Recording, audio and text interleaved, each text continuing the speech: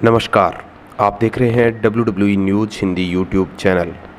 दोस्तों, समरस्लैम 2021 का आगाज़ बेहद शानदार तरीके से हुआ और उससे भी शानदार तरीके से इसका समापन भी हुआ। इसके मेन इवेंट में रोमन रेंस और जॉन सीना के बीच यूनिवर्सल चैंपियनशिप के लिए मुकाबला देखने को मिला, जिसमें एक बेहतरीन मुकाबले के बाद रोमन रेंस ने अपनी चैंपियनशिप को डिफेंड कर ली। जिसके बाद ब्रोक लेसनर ने भी रोमन रेंस का सामना करने की कोशिश की, लेकिन रोमन रेंस अपनी चैंपियनशिप के साथ रिंग से हट गए।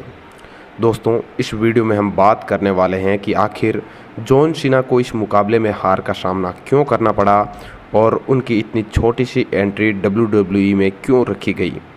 तो पूरी खबर जानने के लिए बने रहिएगा हमारे साथ वीडियो के अंत तक। दोस्तों, समरस्लैम के मेन इवेंट में रोमन रेंस और जॉन सीना के बीच एक बेहद रोमांचक मुकाबला देखने को मिला, लेकिन जैसा कि हमने पहले कई वीडियो में बताया था कि इस मुकाबले में जॉन सीना के जीतने के चांस काफ़ी कम हैं और ठीक वैसा ही हुआ और इस मुकाबले में जॉन सीना को हार का सामना करना पड़ा।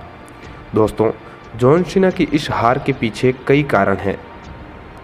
सबसे पहला कारण, जॉन सीना को WWE के लिए अब पर्याप्त टाइम नहीं है, क्योंकि वे अपने हॉलीवुड करियर में बिजी है और उनकी यहाँ पर सिर्फ गेस्ट अपीयरेंस ही देखने को मिली, जिसके चलते उनके हाथों में यूनिवर्सल चैंपियनशिप जैसा बड़ा टाइटल आना एक तरह से इस चैंपियनशिप को WWE से दूर करने जैसा ही था।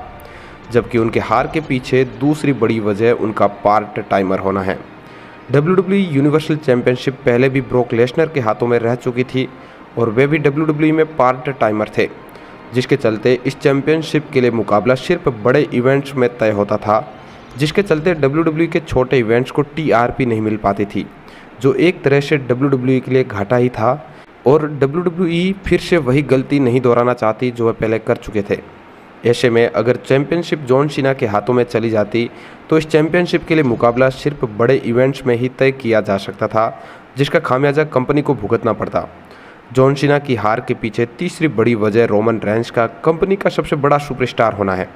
दोस्तों, रोमन रेंस इस वक्त WWE के सबसे टॉप सुपरस्टार हैं और इसके अलावा वे WWE में एक फुल टाइम रेसलर भी हैं, जिसके चलते वे सभी छोटे और बड़े इवेंट्स में भाग लेते हैं और WWE के बिजनेस में एक बड़ा योगदान रोमन रेंस का है, जिसके चलते उनको हरा पाना किसी भी सुपरस्टार के लिए बेहद मुश्किल होगा।